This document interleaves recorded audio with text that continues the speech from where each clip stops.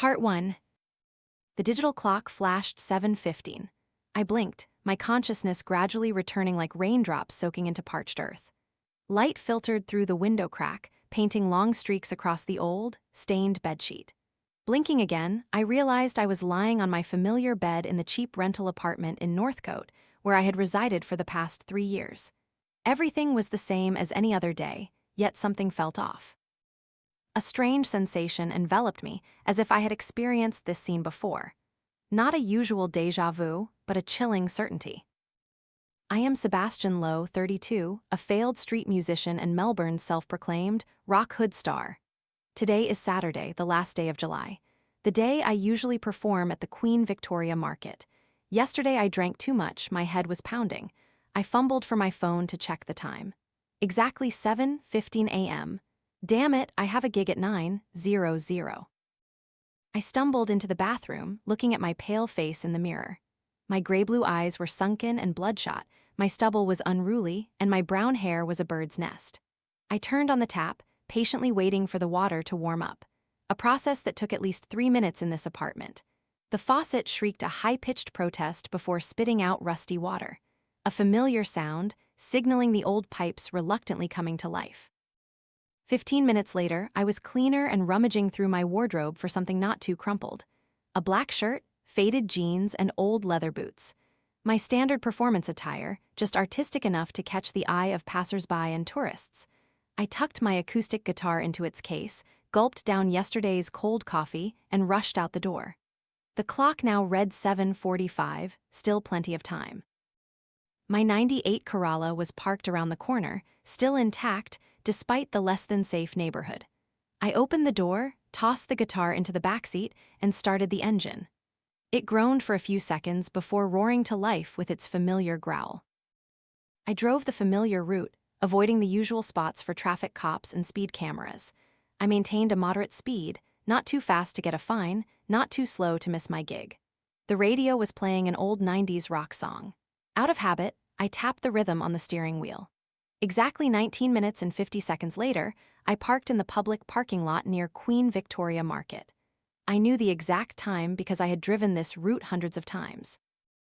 Every Saturday, for the past 3 years, I had come to this market to perform. Queen Victoria Market was already bustling. Colorful stalls stretched out, selling everything from fresh vegetables to tourist souvenirs. The aroma of freshly brewed coffee, hot bread, and street food created an enchanting atmosphere. Tourists and locals jostled between the stalls. Laughter and chatter mingled with the hawkers' calls. I hurried to my usual spot, a small corner near the food court. The location wasn't ideal, but it was enough for passers-by to notice and stop to listen. I began setting up my microphone, turned on the portable speaker, and tuned my guitar strings. Just as I finished preparing, a familiar voice rang out, "Late as always, Seb." It was Eliza Blackwood, the woman who sold handicrafts at the stall next to mine. Her fiery red curly hair was always an easily recognizable highlight in the crowd. Today, she wore a long green dress adorned with floral patterns. "Hey, Liz," I replied, still fiddling with the guitar strings. "Busy today?"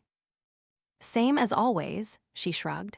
"But there's a group of Japanese tourists who just arrived. They're usually very generous with tips." I nodded, grateful for the information. Eliza was always a reliable source of market intelligence. We had an unspoken agreement.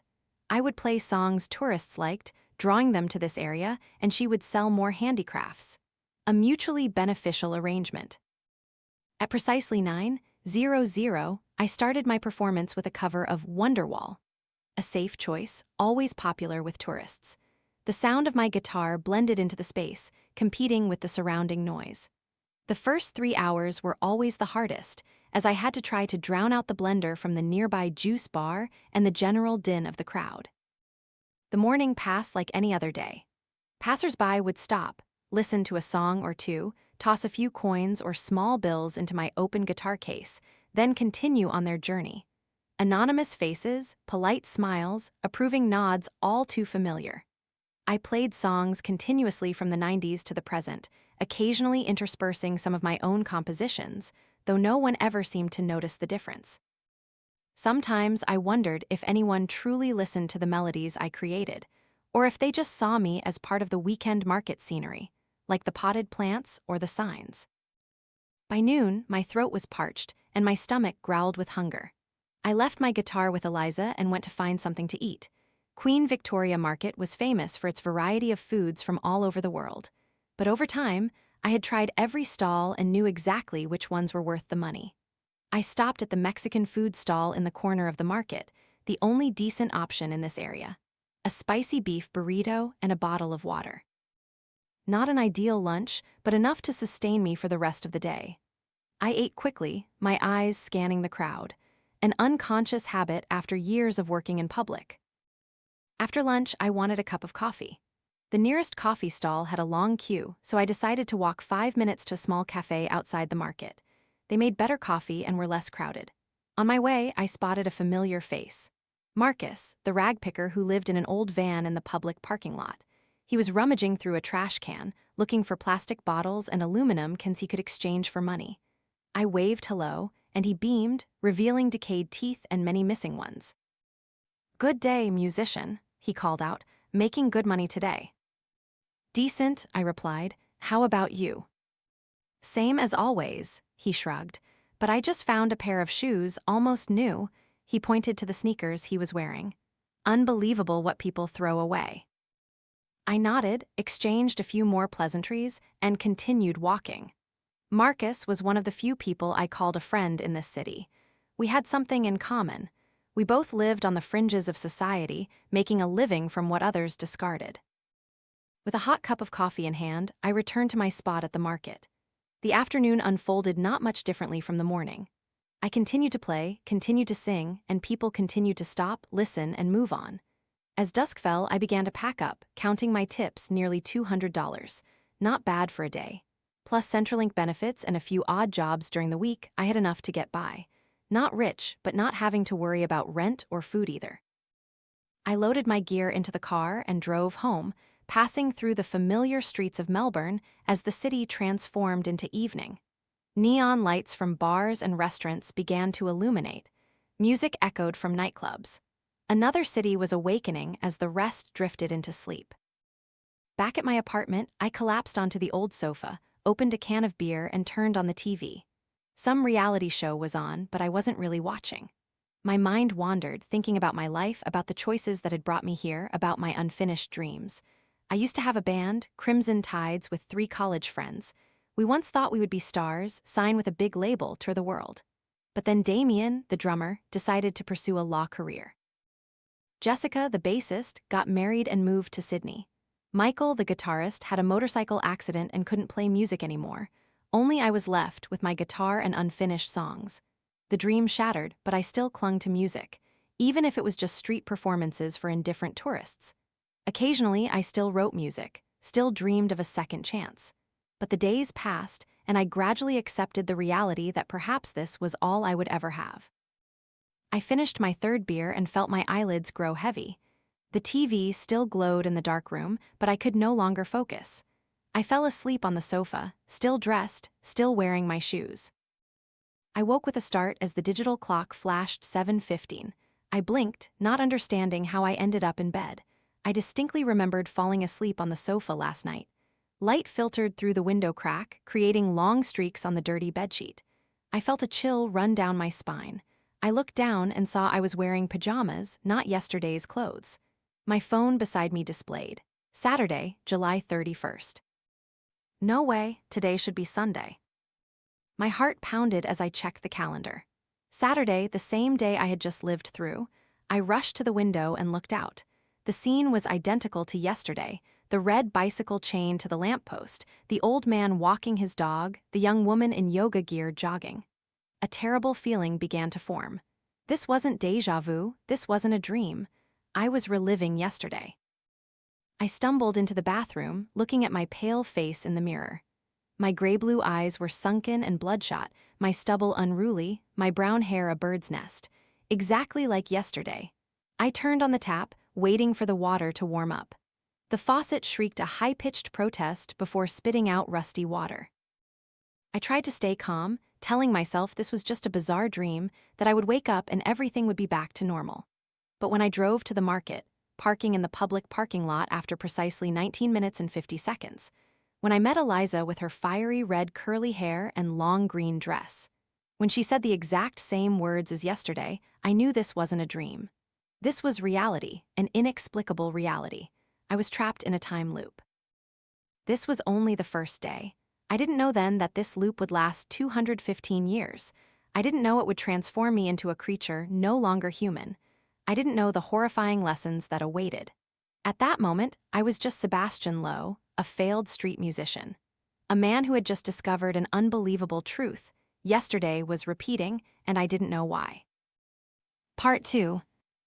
Loop 5. I lay in bed, eyes wide open, staring at the cracked ceiling as the digital clock flashed 7:15. No more panic, no more horror, just empty acceptance.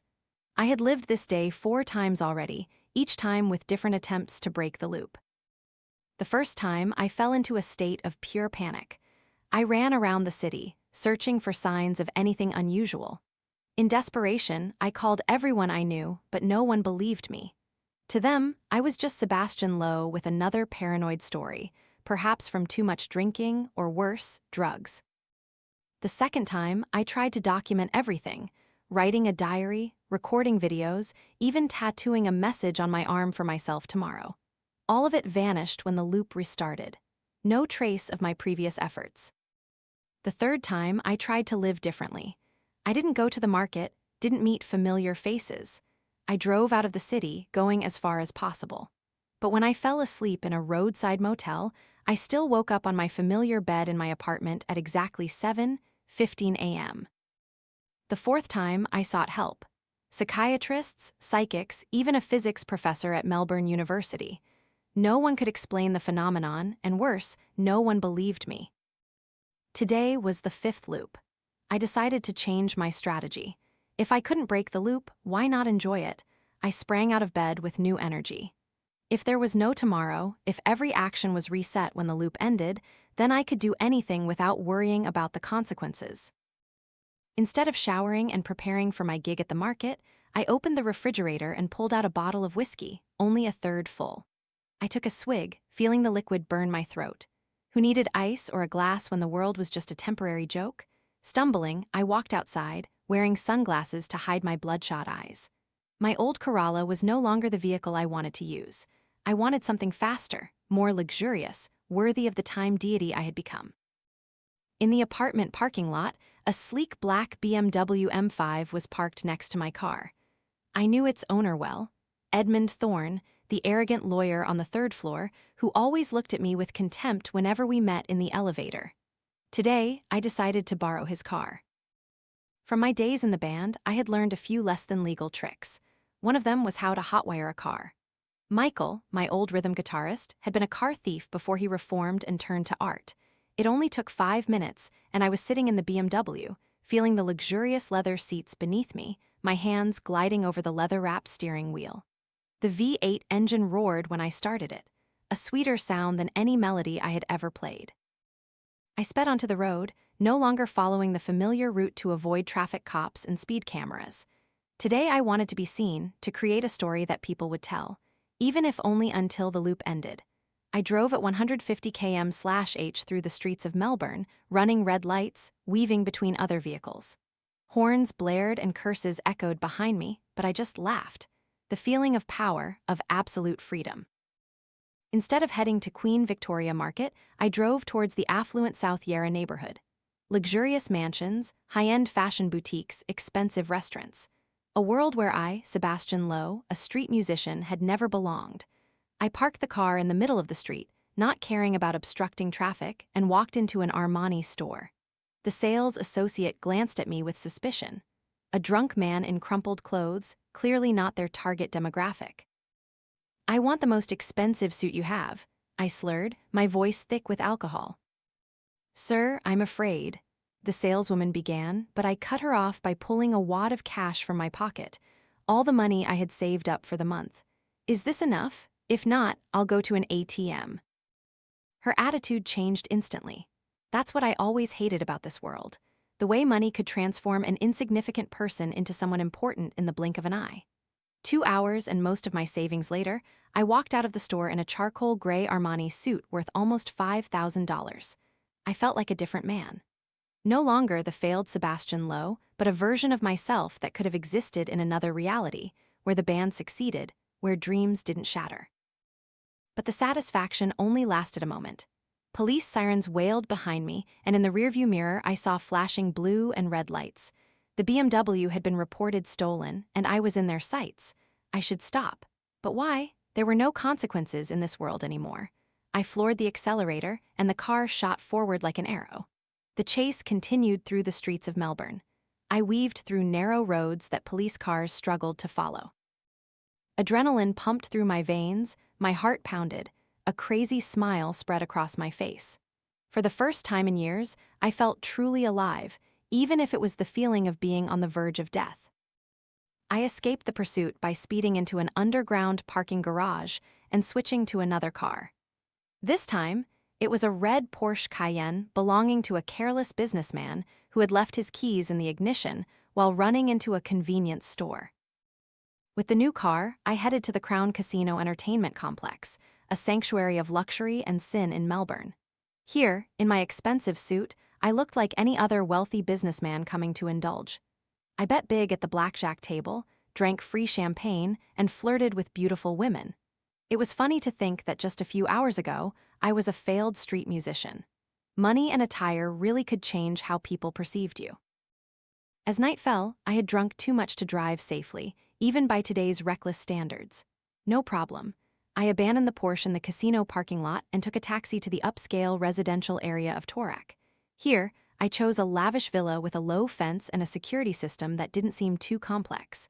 Michael had taught me not only how to hotwire cars, but also how to break into houses. Survival skills, he used to joke, for when the band doesn't make enough for rent. I never thought I'd use those skills, but today was a special day. It only took 10 minutes to disable the alarm system and pick the back door lock. Inside, the villa looked like a miniature art museum. Paintings on the walls, sculptures on pedestals, custom-designed furniture. A house belonging to someone who had made more money than I could imagine. I wandered through the rooms, touching expensive items, trying out the king-size bed in the master bedroom. In the wine cellar, I found a bottle of Macallan 25-year-old, a whiskey I could only dream of tasting. I opened it and drank directly from the bottle, savoring the sweet, complex, and expensive flavor. I turned on the sound system and played my own music. The Demos Crimson Tides had recorded before breaking up. The music echoed through the high walls. Notes I had written years ago were now reproduced through a sound system worth tens of thousands of dollars. I sat on the leather sofa, drinking expensive whiskey, listening to my own music in a house that wasn't mine. A sense of contentment washed over me, but it was quickly replaced by a profound sadness.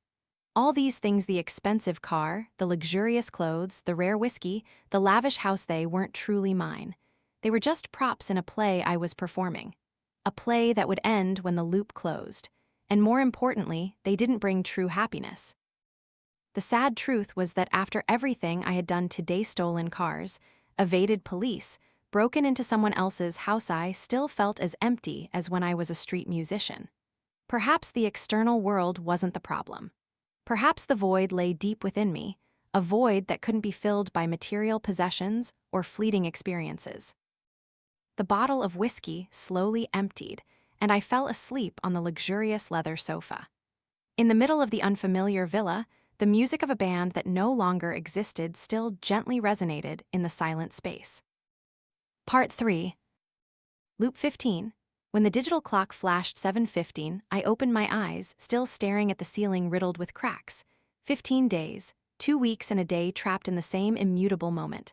I had tried everything imaginable.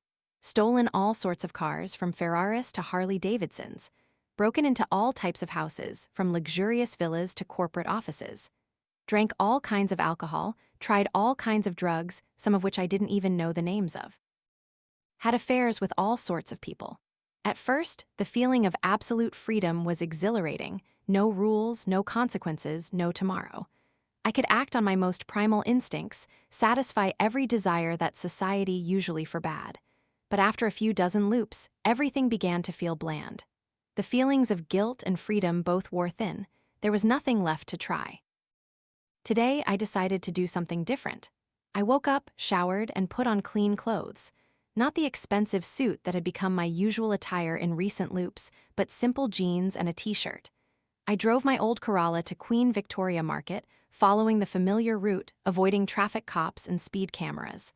I arrived on time, set up my equipment, and started playing, as if it were a normal day. Eliza, with her fiery red curly hair and long green dress, appeared as always. "Late as always, Seb?" she asked in her familiar voice. "Hey, Liz," I replied, still fiddling with the guitar strings. But this time, instead of the usual question about customer numbers, I said, "You look beautiful today. I always liked green on you." She was slightly surprised, her cheeks flushing. "Thanks, Seb, you're different today too. Just realized we've been neighbors at this market for almost 3 years, but I've never told you that." The morning continued, but instead of playing familiar covers, I played my own songs. Songs I had written for Crimson Tides. Songs that had never been heard by the public. And instead of just being background music for the market, I truly performed. I sang with all my emotion. I told stories between songs. I connected with the people who stopped to listen. The crowd that gathered was larger than any crowd I had ever had at the market. They applauded, they cheered, they threw money into my guitar case. But more importantly, they listened, really listened. At noon, when I stopped to rest, a man in a suit approached. "Good performance," he said, handing me a business card. "I'm Oliver Mercer from Meridian Records. I think we should talk." I looked at the business card, feeling as if I had been struck by lightning. Meridian Records, one of Australia's largest record labels. This was the opportunity I had long dreamed of. But then I remembered tomorrow wouldn't come. The business card would vanish. Oliver Mercer wouldn't remember meeting me. Everything would reset. Nevertheless, I smiled and said, "It's a pleasure to meet you, Oliver. I'd love to talk." We sat at a nearby cafe, and I told him about my music, about Crimson Tides, about the dreams that had been left behind. Oliver listened, nodding, occasionally asking questions.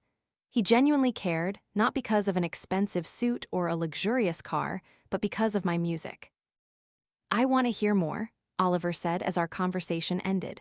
"Come to the office on Monday. We can discuss a demo." I nodded, knowing that appointment would never come. But for the first time in many loops, I felt a glimmer of hope.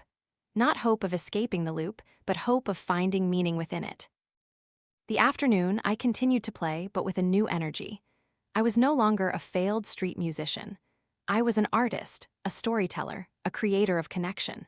As dusk fell, I packed up my equipment, counting my tips, nearly $500, more than double the usual. But it wasn't the money that made me smile.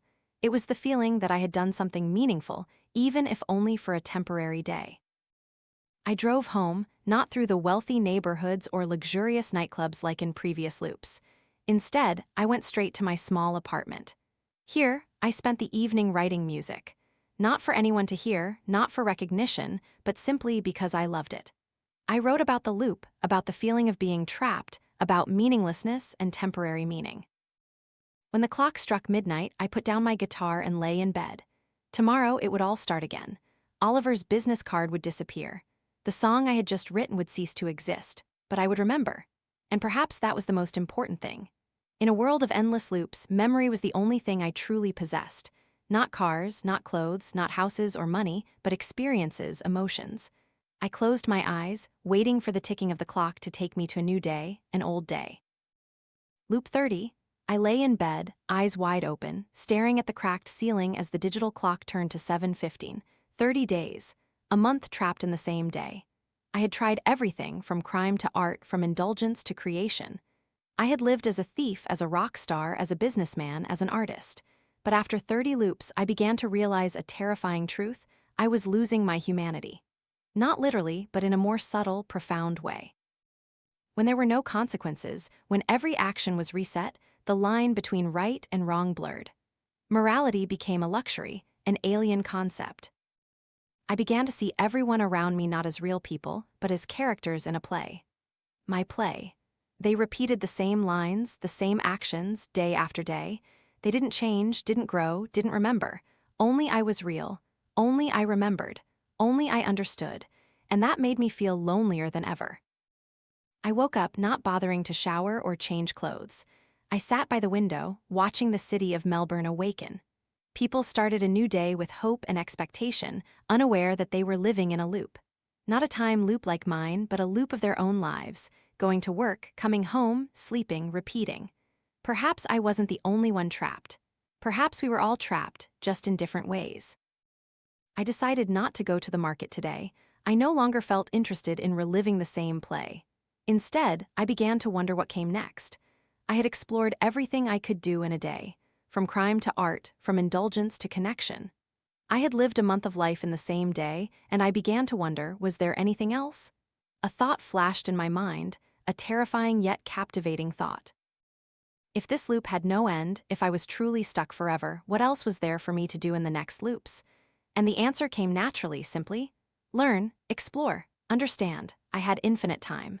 I could learn everything, read every book, watch every movie, listen to every piece of music. I could become anyone I wanted, know anything I wanted. In a world of infinity, knowledge was the only thing of value. With renewed determination, I got up, put on clean clothes, and left the apartment. But instead of heading to the market, I headed to the State Library Victoria, a majestic building with millions of books, magazines, and documents. Today, I would begin a new journey. Not trying to escape the loop, but trying to live with it. Not sinking into fleeting pleasures, but building something more lasting, knowledge. Perhaps, after all, this wasn't a curse, but a gift. An opportunity to learn, to grow, to become more than the man I had once been.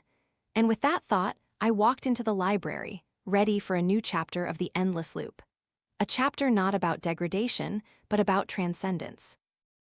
Part 4. Perhaps you're wondering what I did for the next 50 years. No, I'm not mistaken. 50 years.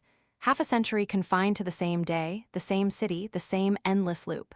As of this moment, I have lived through over 18,000 loops. Still counting.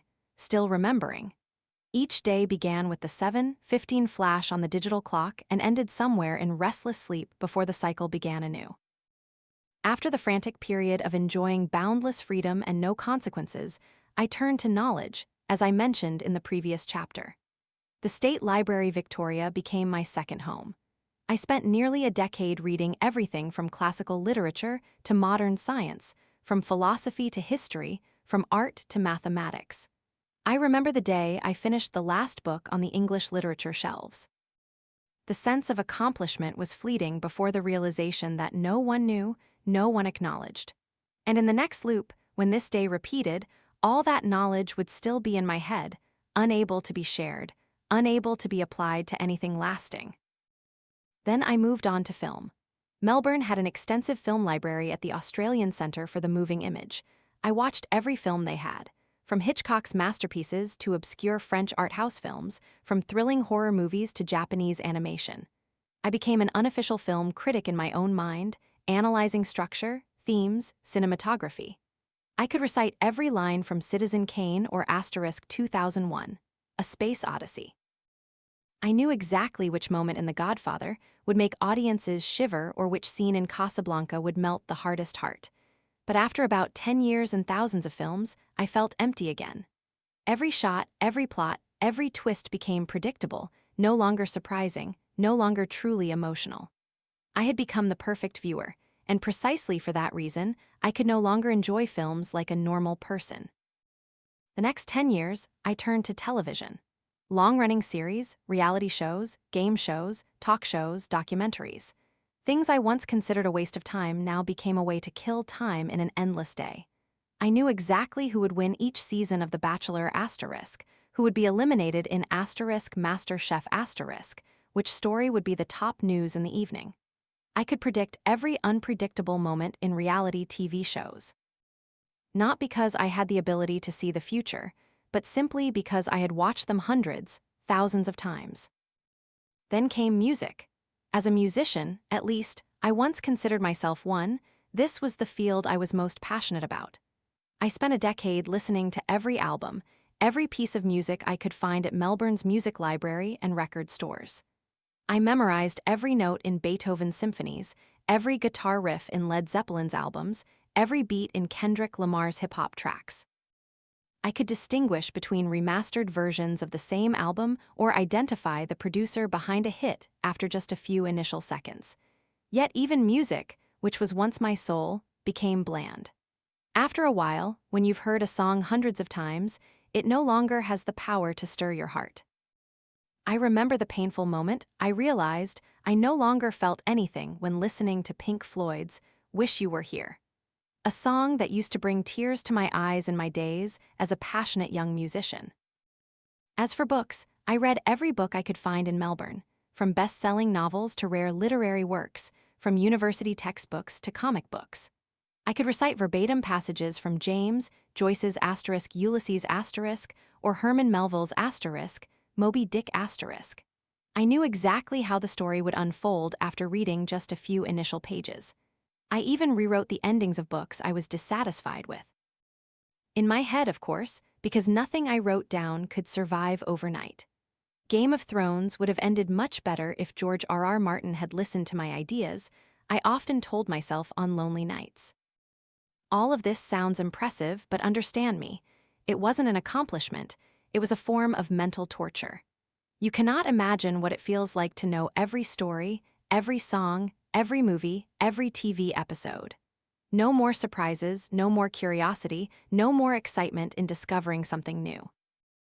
By the 40th year of the loop, I had tried video games. Melbourne had some good arcade rooms and electronics stores where I could spend all day playing every type of game, from classics like Pac-Man to the most modern games of the time. Initially, this seemed like a perfect escape. Games allowed me to interact, to make decisions that influenced outcomes. A sense of freedom and power I no longer felt in real life. I spent hundreds of loops mastering every game I could find. I knew exactly how to defeat every boss, solve every puzzle, find every Easter egg. I could complete the hardest games with perfect scores, never losing a life. But then I realized a fundamental problem. I couldn't save. Every time the loop restarted, all in-game progress vanished. I had to start over from the beginning, every single day, just like my own life. Games became a bitter metaphor for my current predicament. Day after day, year after year, decade after decade, I consumed culture like a bottomless monster. Reading, watching, listening, playing. Everything I could find within the confines of a single day in Melbourne. But the more I consumed, the emptier I felt. Each loop was like a demo of life, a trailer that never led to the full movie. I couldn't take notes. Everything would disappear when the loop restarted. I couldn't progress. It was always the same day. I couldn't share. No one remembered what I said after the loop ended. I remember one afternoon, after about 45 years in the loop, I sat in a small cafe on Brunswick Street, looking out the window, observing the people passing by. They hurried, busy with their daily lives, worried about the future, regretting the past things I no longer had. A young girl sat at the next table, engrossed in the Catcher in the Rye *. I could see she was in the chapter where Holden talks about the ducks in Central Park in winter. Her face glowed with the excitement of discovering a great work for the first time. I had read that book perhaps 20 times, could recite every sentence. I knew exactly how she felt, and I was painfully envious. I would trade everything to feel that feeling again, the pure joy of the first time. But in my world, there were no more first times, only endless repetition. I tried to forget. Some loops I drank myself into oblivion, hoping that when I woke up my memories would be hazy. Other loops I tried various drugs, both legal and illegal, hoping they could erase the accumulated memories. But it was useless. When the clock struck 7:15, my mind was still crystal clear, every memory intact. A curse disguised as a gift. Time lost its meaning when you had too much of it but couldn't use it. I began to observe my habits, realizing I had become obsessed with time in a new way. I knew exactly how long it took to get from my apartment to any location in the city. I knew exactly how long it took to read a book, watch a movie, listen to an album. I knew exactly what would happen on every street corner at every moment of the day.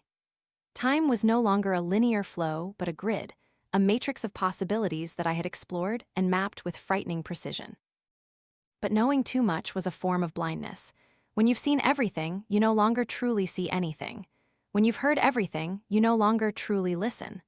Life became a meaningless dance. Steps repeated mechanically, without joy or purpose. For example, I knew exactly what would happen if I stood at the corner of Swanston Street and Flinders Street at 2:37 p.m. A man in a blue suit would rush past, trip on a crack in the pavement, and drop his leather briefcase, scattering a pile of papers. Two passers-by would stop to help him pick them up. The man would thank them, check his watch, and continue to rush away. I had witnessed this scene hundreds of times from every conceivable angle. I had tried to intervene, warning the man about the crack, standing on the crack so he wouldn't trip, even deliberately tripping him at a different point. Every time, the universe found a way for him to trip and drop his briefcase, as if it were an immutable moment in time. Or the story of the redhead girl in the bakery near Queen Victoria Market. At 10:48 a.m., she would receive a phantom call, her expression shifting from calm to shock, then to joy. A friend had just announced her engagement. She would hug the older woman standing next to her, probably her mother, saying, "She said yes," and then call someone else to share the news. I had witnessed her happiness hundreds of times, and each time it touched me less. Not because I had become callous, but because the repetition had drained the emotion from the moment. Like a movie you've watched too many times until you no longer cry at the sad parts or laugh at the funny parts. 50 years over 18,000 days, the same day. I had watched everything, read everything, listened to everything, played everything I could within the confines of a single day in Melbourne. I had consumed culture to the point of overdose, to the point of feeling nothing anymore. That's when I realized consumption was not the answer. This loop was not an opportunity to experience everything, but a reminder of the finite nature of experience. Not because I didn't have enough time, but because I had too much time with no way to make it meaningful. I remember the feeling of sitting in a dark movie theater, looking up at the giant screen playing La La Land **, a film about dreams, love, and sacrifice. The first time I watched it, I cried during the final scene. The 10th time, I still felt a little moved. The 50th time, I felt nothing but emptiness. It wasn't the fault of the film. It was my fault, or rather, the fault of my predicament. I had become an overconsumer of culture. A bottomless, absorbing monster, devouring every work of art but unable to truly feel them.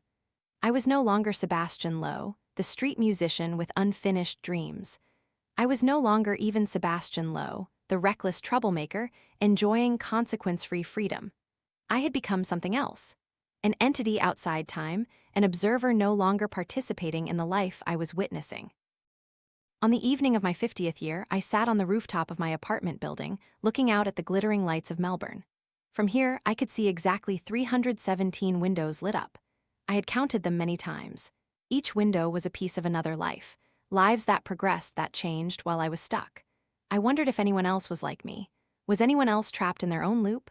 Or was I unique, a singular case, a cruel cosmic experiment? What had I missed?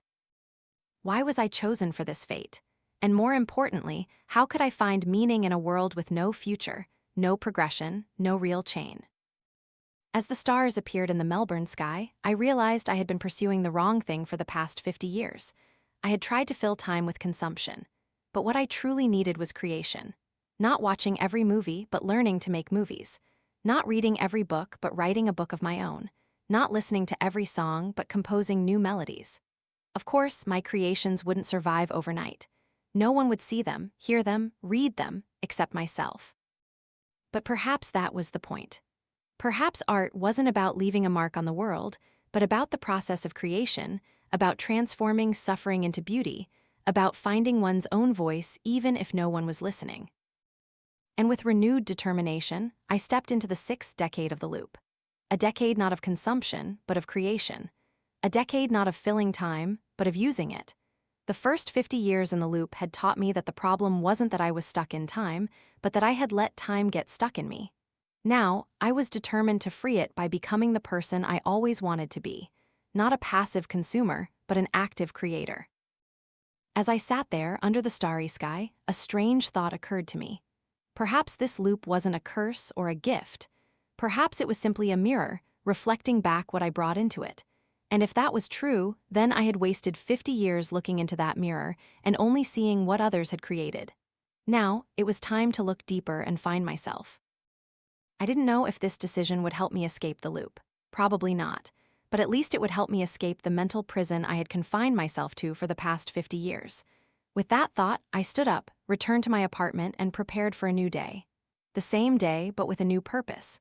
That night, I slept a dreamless sleep, and when I woke, the digital clock still flashed the familiar number, 7:15. Loop 18,263. The beginning of the 51st year. The beginning of a new chapter. Part 4. Loop 18,264. The numbers 7:15 flashed on the digital clock. I opened my eyes, without a trace of the dizziness or confusion of the early days. 50 years in the loop had turned this experience into a routine, akin to brushing teeth or tying shoelaces. I lay motionless, staring at the familiar cracked ceiling. A new determination burned within me. I no longer wanted to waste time consuming meaningless culture. It was time to create, even if those creations only existed for a single day. I sprang up, showered, and ate a light breakfast. There was no rush. I had given up my performing gig at Queen Victoria Market long ago. The day's time was entirely mine. Today, I decided to learn to paint. In my apartment, I had accumulated all sorts of art books from the library, books on technique, art history, biographies of famous painters. All would vanish when the loop ended, but the knowledge I acquired would remain. I started with basic exercises, drawing straight lines, curves, geometric shapes. It was funny to think that I, a man who had lived for over half a century, was learning the most basic skills like a child. But there was a simple joy in starting from scratch. My first strokes were clumsy, uncertain. My hand trembled, the lines uneven. But I persevered. I had infinite time to practice. Or more precisely, I had an infinite number of repetitions of the same day. I spent the entire first day just learning to observe. Not glancing like we do in everyday life, but truly seeing. Seeing light and shadow, seeing shape and texture, seeing positive and negative space. The next loop, I continued where I had left off, at least mentally. All my exercises had disappeared, but the knowledge was still there. I progressed faster, skipping yesterday's mistakes. After about 10 loops, I could draw a simple still life an apple, a vase, a shadow with decent accuracy. Not a masterpiece, but enough to recognize progress. I moved on to landscapes, learning to create the illusion of depth on a flat page. I drew the view from my apartment window, the buildings, the streets, the passers-by. Each day, the painting became more detailed and accurate. About 30 loops later, I began to try my hand at portraiture. This was the biggest challenge, not just accurately reproducing a face, but capturing the soul, the personality, the essence of the subject. I started with the people I saw every day: Eliza from Queen Victoria Market, Marcus the rag picker, the familiar streetwalkers I had observed thousands of times. I drew them from memory, from observations accumulated over thousands of loops. I knew exactly the wrinkles that appeared at the corners of Eliza's eyes when she smiled, or how Marcus tilted his head when listening intently. 100 loops, 100 days. After beginning my artistic journey, I had become a reasonably good portrait artist. I could draw a person from memory with astonishing accuracy, capturing not only their physical features but also their spirit. But there was no one to admire my work. No exhibitions, no praise, no recognition. Every evening, I gazed at the paintings I had created, knowing that tomorrow morning they would be gone. There was a sadness in that realization, but also a strange liberation. I didn't paint to impress anyone, not for money or fame. I painted for the joy of creation, for the process of developing a skill. After about a year 365 loops focused on painting, I decided to move on to another field, coffee. It might sound mundane, but Melbourne is famous for its coffee culture. In previous loops, I had tried every cafe in the city, tasted every type of bean, every brewing style. Now I wanted to learn how to create the perfect cup of coffee. I bought a small espresso machine with all my savings. Of course, it would disappear tomorrow, but I would buy it again. I also bought fresh coffee beans from a local roaster. I began to learn about water temperature, extraction time, grind fineness. I learned how to steam milk to create the perfect foam, velvety smooth, neither too thin nor too thick. And I learned latte art, the art of creating designs on the surface of the coffee. Starting with simple shapes hearts, leaves then progressing to more complex designs. Each morning I practiced, each cup of coffee an opportunity to perfect my skill. There was no room for impatience in the world of the loop. I had infinite chances to start over. After about 6 months, 183 loops I could create a perfect cup of coffee, balanced between bitterness and acidity, with a rich hazelnut crema and intricate latte art on the surface. One day, I decided to challenge myself by entering a barista competition. I knew a cafe in Fitzroy held weekly competitions every Saturday. The very day I was reliving, I signed up, demonstrating my skills before professional baristas. I won first prize. Not a major accomplishment in the broader context, but a moment of pride in my small world. No one knew that I had practiced the same day hundreds of times to reach this level. In the following years, measured in loops, I continued to explore new skills. I learned origami, the Japanese art of paper folding, starting with simple shapes like paper cranes and boats, then progressing to more complex designs, dragons, phoenixes, detailed architectural models. I learned to write not just to jot down thoughts, but to create stories, worlds, characters. I wrote novels, short stories, poetry. I experimented with different genres, styles, and techniques. I learned to cook, from basic dishes to complex recipes by famous chefs. I cooked cuisine from all over the world: Italian, French, Japanese, Thai, Mexican. I experimented with ingredients, techniques, and flavors. Each skill was a new world to discover, a door opening to endless possibilities. And although no one witnessed my progress, no one to share the fruits of my labor, I still found joy in the process of learning and perfecting. A strange thing began to happen as I accumulated more and more skills. I started to see the world in a completely different way. I no longer just saw the meaningless repetition of the same day, but saw countless details, nuances, and possibilities that I had previously overlooked. When I walked through a park, I didn't just see trees and flowers, but saw light and shadow, saw structure and form like a painter. I saw colors, textures, compositions, elements of a potential masterpiece. When I sat in a cafe, I didn't just drink a beverage, but analyzed the flavor, evaluated the technique like a barista. I recognized the balance between bitter and sour, between hot and cold, between thick and thin. When I read a book, I didn't just consume a story, but analyzed the structure, rhythm, and tone like a writer. I saw the author's choices, the paths not taken, the unexplored possibilities. The world became richer, deeper, more multidimensional. Not because it had changed, it was still the same day, but because I had changed. I had developed new ways of seeing, new perspectives, new lenses through which to experience reality. On a particular day, loop 21915, my 60th year in the loop, I decided to try a new challenge: memorizing an entire book. I chose Herman Melville's Moby Dick *, a work I had read many times in previous loops. I spent the entire day reading every page, every paragraph, every sentence, trying to imprint them into my memory. The next loop, I tried to recall it. I started writing, recreating the book from memory. I only got about a quarter of the way through before encountering difficulties. The exact words, the complex sentence structures began to blur. But I didn't give up. Day after day, I read and memorized, rewrote and corrected. After about a year, 365 loops, I could recreate almost the entire Moby Dick from memory. Not perfectly, but close enough to recognize the incredible achievement of this. I also began to rewrite the endings of books I was dissatisfied with. Anna Karenina * with a happy ending. Romeo and Juliet, where the couple survived. Gone with the Wind, where Scarlett and Rhett found happiness together. These were not serious literary endeavors. They were more like mental exercises, a way for me to assert control over the stories that had become a part of me through thousands of loops.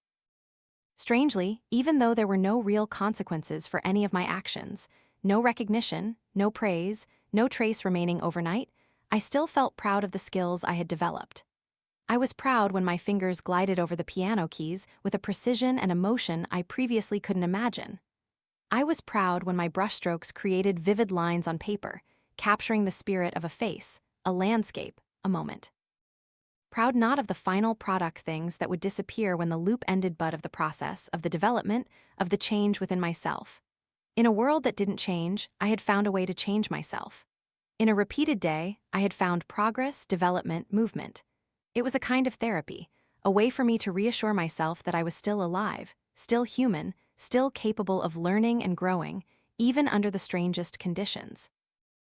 As I lay in bed at the end of a particularly satisfying day, loop 25550, my 70th year in the loop, I reflected on all the skills I had learned, all the possibilities I had explored, all the worlds I had created in my mind.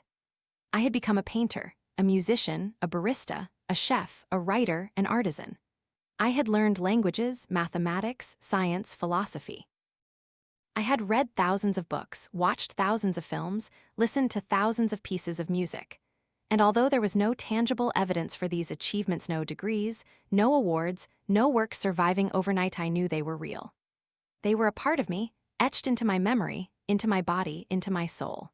In a universe seemingly designed to make me forget myself, I had found a way to remember, to grow, to become more. I didn't know if this was the purpose of the loop. Perhaps there was no purpose at all. Perhaps I was just the victim of a cruel cosmic joke, a random anomaly in the fabric of time. But if I had to be stuck, at least I had learned to turn my prison into a university, an art studio, a laboratory for my own development. That night, I slept with a rare sense of serenity. A feeling that even though tomorrow would be exactly the same as today, I would no longer be the person I once was. As the digital clock turned to 7:15, I opened my eyes, ready for a new day. The same old day, but with a new me. Part 5. Loop 25,551. 70 years had passed in the unchanging cycle.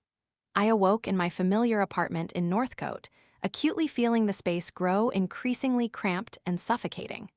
7 decades of looking at the same ceiling, the same window frame, the same street corner through thin curtains. I had explored every nook and cranny of Melbourne, counted every brick on every building along Swanston Street, learned every skill imaginable within the city's confines, read every book, watched every movie, listened to every piece of music I could find. But I had never left Melbourne. Not for lack of trying. In the early loops, when I was still disoriented and desperate, I had tried to drive out of the city.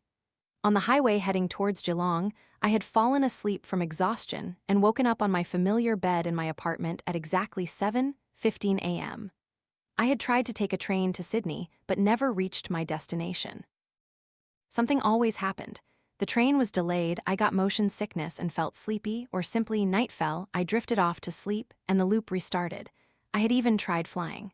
I booked a ticket for the earliest possible flight to anywhere: Sydney, Brisbane, even Auckland in New Zealand. But there was always an obstacle. I couldn't book a last-minute ticket, or the flight was delayed, or I missed the flight due to traffic on the way to the airport. And when I finally got on a plane, I would fall asleep before landing and wake up in my apartment. After hundreds of failed attempts, I had come to a horrifying conclusion. I could not leave Melbourne, at least not within the confines of a single day. And since I only had one day, the same day repeated, I was trapped not only in time, but also in space. However, 70 years of captivity had taught me that there were always boundaries to test, always loopholes to explore. And today I decided to try again with a new method. I looked at my wallet, $400, all the money I had on this last day of July, not enough to go far, but enough to start an adventure.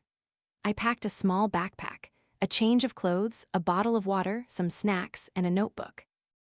I put on my most comfortable walking shoes, durable jeans, and a waterproof jacket.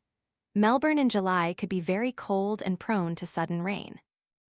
I left my apartment at 8:00 a.m., earlier than usual. The sky was gray and my breath plumed in the cold air.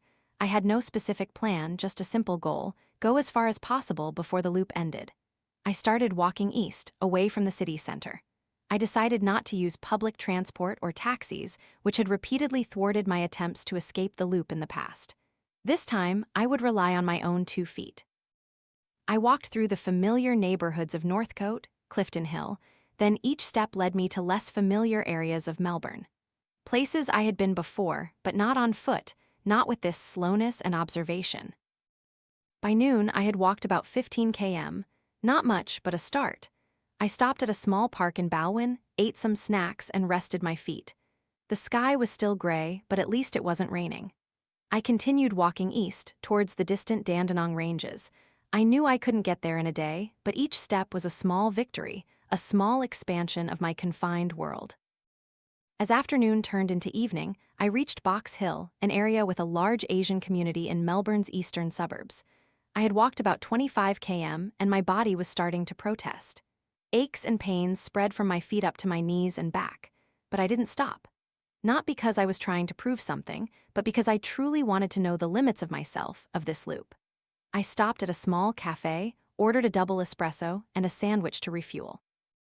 Looking out the window, I saw commuters heading home, families going out for dinner, couples strolling in the evening. All living in linear time, unaware that a man sat among them, trapped in an endless loop. With renewed energy, I continued my journey.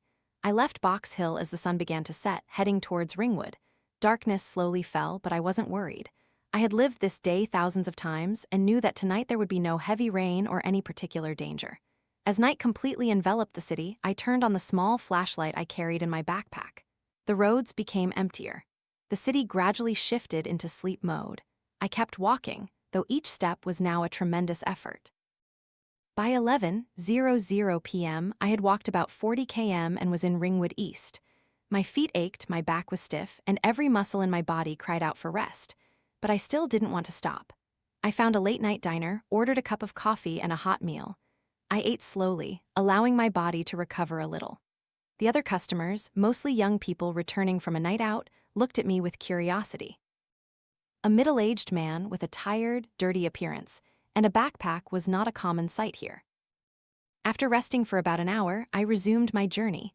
I knew I couldn't walk all night, my body wouldn't allow it, but I wanted to go as far as possible before being forced to stop. I walked along Maroondah Highway, heading towards Lilydale. The streets were deserted, only an occasional car sped past. Streetlights cast bright circles on the damp road. The cold air made my breath condense into small clouds. By 2:00 a.m., I could go no further. I had walked about 50 km and my body had reached its limit. I found a small park by the roadside with a bench under a large oak tree. I sat down, feeling the ache spread throughout my body. This wasn't the result I had hoped for.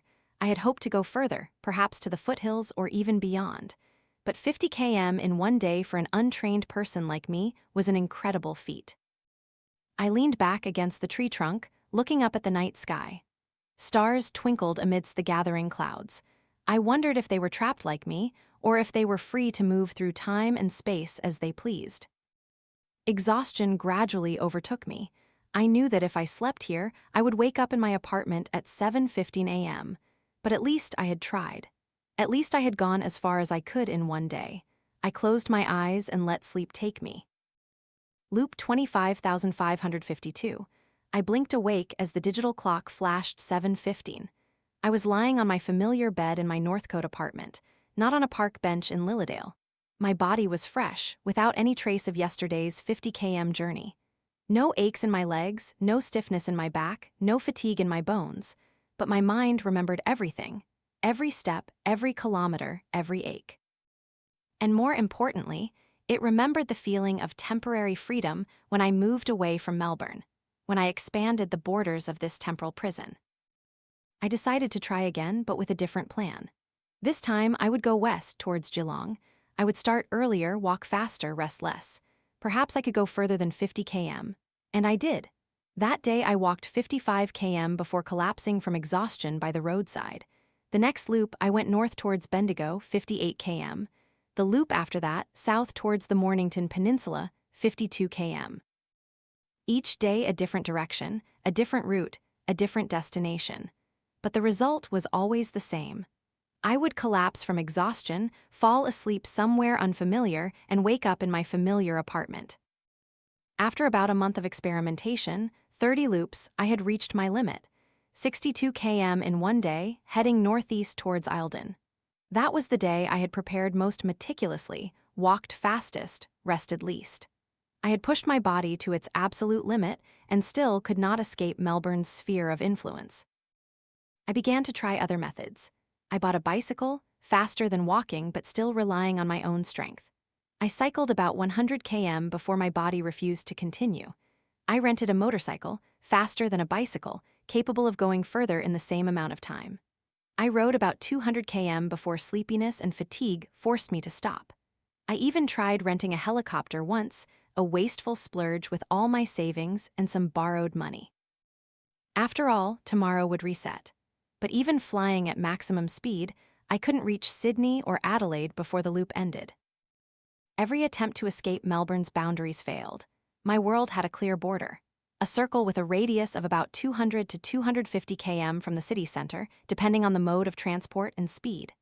After about a year of experimentation, 365 loops, I had come to a painful conclusion. I could not escape Melbourne, not physically. The time loop had turned this city into an open prison. I could go anywhere within its limits, but not beyond. I didn't know why this was. Perhaps the universe had a rule. I could only exist in the space I could reach within one day from my starting point. Perhaps this was a form of cosmic energy conservation, or perhaps it was just part of the curse, another layer of prison on top of the temporal prison. This made me ponder the nature of the loop. If I was limited in space as well as time, did that mean the loop wasn't simply a temporal phenomenon? Was it a bubble of reality? A segment of the universe cut out and repeated, with me trapped inside like an ant in a glass jar? These thoughts gave me a headache. I wasn't a theoretical physicist or a philosopher. I was just Sebastian Lowe, a failed street musician who unfortunately got stuck in an inexplicable phenomenon. But one thing I knew for sure, I had tried every possible way to escape Melbourne, and all had failed. Every effort to leave the city was futile. The loop pulled me back to the exact same place, the exact same time. On a particularly gloomy day, loop 25,917, my 71st year, I sat on the rooftop of my apartment building, looking out at the city of Melbourne. From here, I could see the Eureka Tower soaring, the Yarra River winding, and in the distance, Port Phillip Bay shimmering under the sun. A beautiful city, no doubt. A city worth living in, worth exploring, worth loving. But after 71 years, it had become a prison. A prison where I knew every corner, every brick, every tree. I wondered if anyone else in this city was also trapped like me. Was anyone else trying to get out and failing? Or was I the only one, a lonely experiment in an indifferent universe? I would never know. No one remembered from loop to loop. No one progressed, no one changed, no one realized they were reliving the same day. Only I, the eternal observer, the reluctant traveler through time. I had tried every way to escape Melbourne, and all had failed. But perhaps I had been looking in the wrong place. Perhaps the path to escape wasn't a physical one, but a spiritual one. Not escaping the city, but escaping the loop. And with that thought, I began a new chapter in my journey. A chapter not about escaping Melbourne, but about better understanding the nature of the loop, why I was stuck, and perhaps, finally, how to get out. But that would have to wait for another day. The same day, actually, but another loop. For now, as the sun set below the Melbourne horizon, I could only sit here, watching the city lights slowly come on, and wonder if I would ever see stars other than those visible from Melbourne on this last night of July. Part 6. Loop 36,500. A century had passed in the endless day. The digital clock flashed 7:15. I awoke, no longer capable of feeling anything, no confusion, no fear, no despair, not even resignation. Only emptiness remained, a void where emotions once resided. I lay motionless on the bed, staring at the familiar cracked ceiling. I could name every crack, every chipped paint fragment, every damp stain. I had seen them every morning for a century, 100 years of the same Saturday, the last day of July. I didn't bother to get up, there was no reason to. I had tried everything that could be tried, gone everywhere that could be gone, learned everything that could be learned, met everyone that could be met within the confines of Melbourne on this day. Nothing new, nothing surprising, nothing to look forward to. Though my body was alert and healthy each morning, a bitter gift of the loop, my soul was exhausted, worn down like a stone ground after thousands and thousands of collisions with the same experience. I wondered if this was my ultimate fate. An old, tired mind trapped in a body that never aged, never changed, never released from this last day of July. Finally, I sat up with an extraordinary effort, not because I wanted to, but out of habit, 100 years of habit. I showered, dressed, ate something without truly tasting it. I had forgotten what food truly tasted like a long time ago. I stepped outside into a typical Melbourne day. It was slightly cold, humid, with low-hanging gray clouds.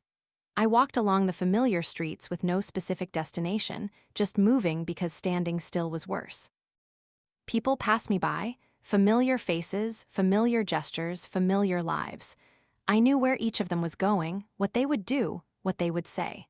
I had seen them do it 36,500 times already. I stopped at a small cafe on Brunswick Street, a place I had visited thousands of times before. The waitress, Madeline, smiled at me as I entered. She didn't know I had seen that smile thousands of times, had heard her ask, "How's your day?" Thousands of times, had seen her tilt her head at the exact same angle when taking my order. "Double espresso, no sugar," I said before she could ask. This surprised her slightly. This was my first time in this cafe in the current loop, but she quickly regained her composure and nodded. I sat by the window, looking out at the bustling street. Rain began to fall, lazy droplets blurring the world outside. At precisely 9:17, as always, a man in a blue suit would rush past, covering his head with a newspaper, trying to avoid the raindrops. He was always there, always on time, like an actor in a carefully staged play just for me. Madeline brought the coffee, setting it down on the table with a smile. "Rainy day," she said, a harmless, innocuous comment she always made on days like this. "As always," I mumbled, though I knew that to her, this was a unique day, not one of 36,500 identical days. I sipped my coffee, not truly tasting it. I had drunk the same cup of coffee from the same cafe on the same day too many times for it to be an experience anymore. Just a mechanical action, a programmed event in my endless play. There was a strange sensation I had developed in recent years. A feeling that my soul was rasping against my bones. Not literally, of course, but a spiritual sensation. As if my very human essence was being eroded by the endless repetition, worn away by the perpetually cyclical flow of time. My memories began to fade. Not memories of the loops, but memories of my life before. I no longer clearly remembered what my mother's face looked like. I no longer precisely remembered the feeling of playing guitar for a crowd for the first time. I no longer remembered the scent of my first love. All those memories had been replaced by meaningless details of this last day of July. The exact color of Madeline's shirt, the precise number of steps from the cafe to the street corner, the exact way the rain formed puddles on the sidewalk. I was slowly forgetting who I originally was, becoming something else. Not a human being with a past, present, and future, but an entity trapped in an eternal present. No real history, no real future. This was a form of spiritual erosion, a slow, inevitable process of wearing down my human nature. After 100 years, I was no longer sure who I was. Sebastian Lowe, the failed street musician, seemed like a fictional character, a vague dream I had dreamt a very long time ago. I finished my coffee, left an excessive tip money no longer meant anything to me and stepped out into the rain. I didn't bother to cover my head or avoid the droplets. What did wet or dry matter when I would wake up dry tomorrow? I wandered through the streets, observing everyone. People who truly lived, not just existed like me. They had hopes, fears, plans for the future. They believed their actions today would affect tomorrow. So naive, so enviable. I sat on a stone bench in Carlton Gardens. The rain still fell gently. I looked up at the Melbourne Museum, a beautiful building I had visited thousands of times. I could describe every artifact, every corner, every piece of information in each exhibition. Time passed, neither fast nor slow. Nothing to mark its passage except the movements of the people around me. The other actors in this cosmic ballet, all moving exactly as they always did, saying exactly what they always said, feeling exactly what they always felt. Sometimes I wondered if they truly existed, or if they were just characters created for my play. Did the world truly exist outside my small bubble of time, or was it all just an elaborate dream, an illusion created by a crumbling mind? These thoughts gave me a headache. I was no longer capable of the philosophical thinking I once was. My mind, like my soul, was being eroded by endless repetition. As afternoon turned to evening, I found myself standing on Prince's Bridge, looking down at the dark Yarra River below. It wasn't a conscious decision to come here. My feet seemed to have carried me here instinctively, like an animal returning to its den. I watched the small ripples on the water, listened to the traffic behind me. The sky had darkened, the clouds thickened. There would be heavy rain around 8:45 p.m. A short but intense downpour that I had witnessed 36,500 times. I wondered what would happen if I jumped. Not because I wanted to end my life. I had tried that too many times in previous loops and knew it led nowhere. I just wondered if this time anything would be different. Would the universe grow tired of this game as I had? But I didn't jump. Not out of fear or hope, but simply because it wouldn't change anything. Just another way to end the day before the loop restarted. Instead, I continued walking with no specific destination. I passed through the familiar streets of Melbourne, past the familiar buildings, familiar parks, familiar people. As night completely enveloped the city, I found myself standing in front of a small bar in Brunswick, a place I had visited many times in previous loops. Not a conscious decision, just a habit, a pattern I had fallen into. I walked in, picturing the familiar scene: dim lights, gentle indie music, the smell of beer and whiskey. The bartender, a man named Vincent with a thick beard and tattooed arms, nodded a greeting as I sat down at the bar.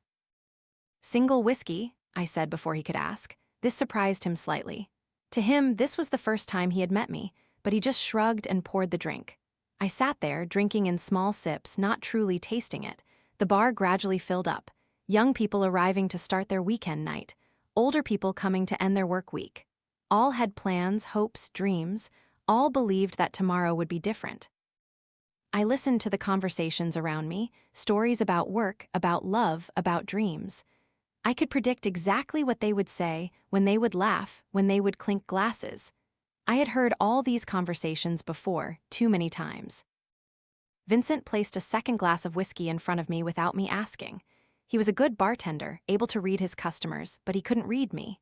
Not really. How could he understand a man who had lived 100 years in the same day? I drank the second glass, then the third. Alcohol no longer made me drunk as it used to. Nothing made me feel as it used to. All emotions, all sensations were worn away by endless repetition. I felt like a ghost, existing but not truly living, moving through the world but not truly a part of it. I wondered if this was my final fate, a lost soul trapped between the loops of time, witnessing the same day repeat forever. When the clock on the wall struck 8:45, the heavy rain began exactly as I had predicted. The sound of rain on the roof drowned out the music and conversations. Everyone looked out the window, surprised by the sudden intensity of the weather. I wasn't surprised. I felt nothing at all. I just finished my whiskey, left money on the counter, and walked out into the rain. Cold water beat against my face, soaked through my clothes, ran down my skin. I wasn't in a hurry to find shelter, didn't try to cover my head. I just stood there, letting the rain fall, hoping it could wash away some of my mental fatigue. But it couldn't, nothing could. The fatigue had seeped deep into my soul, had become a part of me. It was the result of 100 years of living the same day. 100 years without progress, without change, without hope. I started walking home, to the small Northcote apartment I had called home for a century. The rain gradually lessened, turning into a light drizzle. The streets were deserted, only a few cars sped past, headlights cutting through the damp night. As I walked, I felt a familiar sensation, one I had felt more and more in recent years. It was a sense of loss, but not for a specific person or thing. It was a sense of loss for myself, for the person I once was, for the memories that had faded, for the emotions that had been worn away. Every day, every loop, I lost a small part of myself. Not literally, but in a more subtle, profound way. I was being eroded by the cyclical flow of time, being diminished, being reduced to a simplified version of myself. If this loop continued long enough and I had no reason to believe it would stop what would be left of me. Or would I be completely worn away, disappearing into nothingness, leaving behind only an empty shell going through the motions of life? These bleak thoughts followed me back to my apartment. I unlocked the door, stepped into the familiar space. Too familiar, so much so that every scratch on the floor, every crack on the wall, every shadow and corner was etched into my mind. I took off my wet clothes, dried myself, and lay on the bed. I didn't bother to turn on the lights or the TV or the radio. I just lay in the dark, listening to the lighter rain outside the window and the distant traffic. Though my body wasn't tired, it was reset each morning. Fresh and healthy, my mind was exhausted. 100 years of experience, 100 years of memories, 100 years of living the same day weighed on me like an invisible stone. I closed my eyes, not expecting sleep to come easily. It rarely did these days.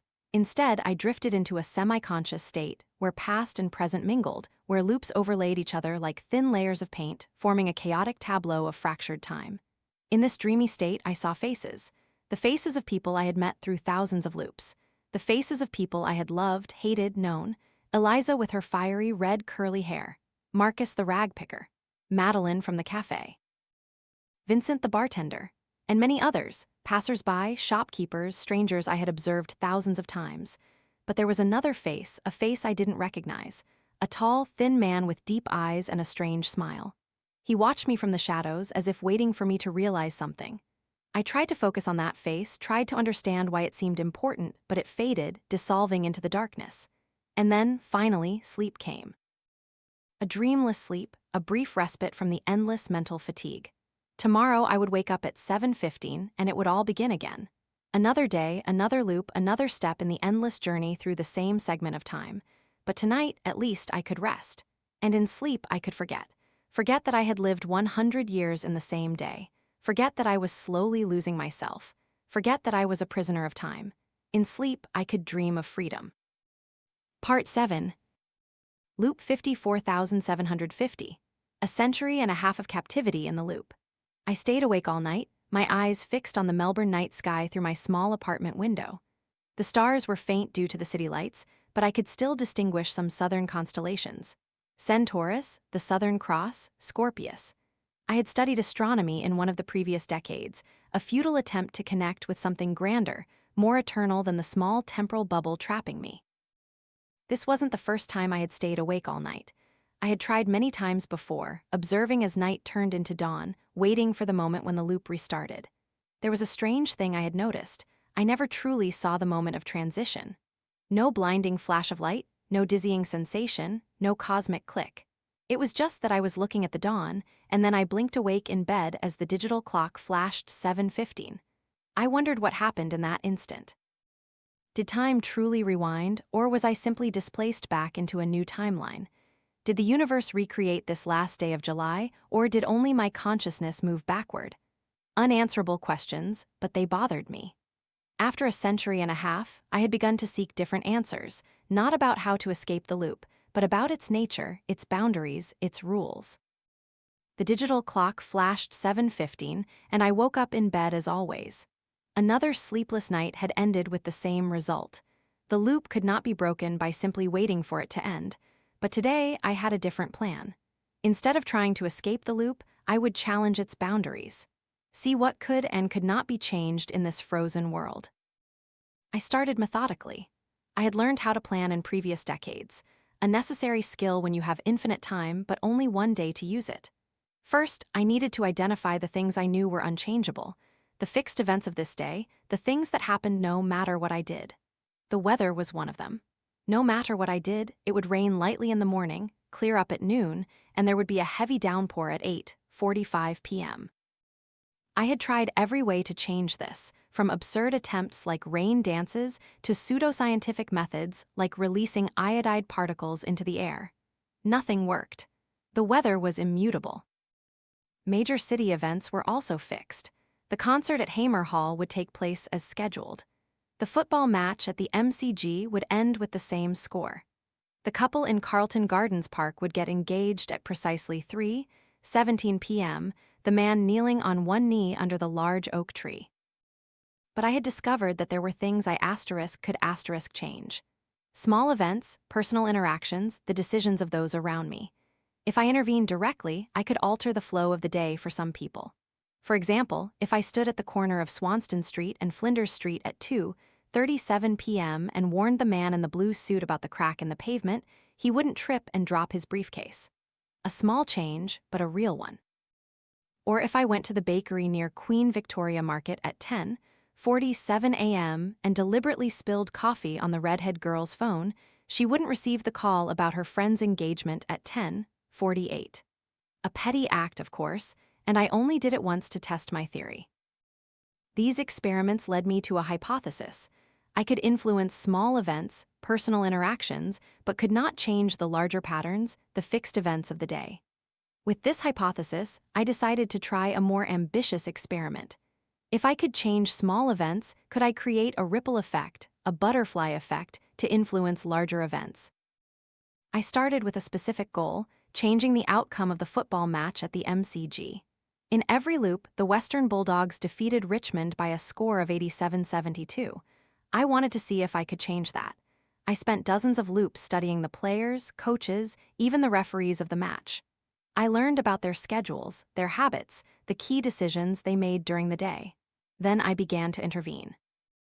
In one loop, I tried to get the Western Bulldog's star forward drunk in the morning by inviting him for a drink at a bar.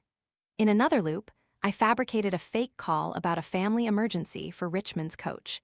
In yet another loop, I even tried to break into the changing rooms and sabotage the key players' boots. Nothing worked.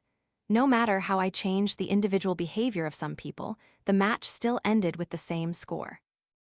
As if the universe had decided this outcome was immutable and would find a way for it to happen no matter what I did. This failure led me to a disturbing realization. Perhaps I couldn't change anything significant. Perhaps all my efforts were futile. Perhaps I was just a helpless observer in a pre-written play, but I wouldn't give up easily. If I couldn't change major events through small actions, perhaps I needed to try a more direct approach. Perhaps I needed to reach out to people in power, people who could enact large-scale changes. I decided to try climbing the ladder, reaching out to people in positions of authority and convincing them of my strange predicament. I began practicing public speaking.